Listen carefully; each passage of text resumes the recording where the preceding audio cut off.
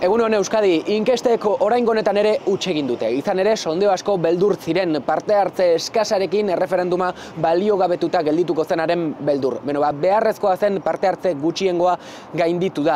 Bestetik inkestek ere bazioten 75%rekin Alsaziako 3 asanbleen fusioari baietz esaten ziotenek irabazi behar zutela. Baina galdetutako 2 departamentutako batek ez esan du eta horrek ekimena bertan bera uzten du. Hala ere, atzoko botoak Alsaziako boto horrek suposatzen duen salbuespen edo berrikuntzarekin gelditzen gara. Izan ere, hau da lehenengo aldia hexagonoan eskualde batetako herritarrei euren lurralde egiturari buruz galdetzen zaien lehenengo aldia. Eta beste eskualdeek arreta handiz jarraitu dute Alsazian gertatu dena. Gogoratu, iparraldean, Ipar Euskal Herrian hautetsiek ez dute bertan bera uzten euren Euskal Lurralde Elkargoa lortzeko ahalegin hori.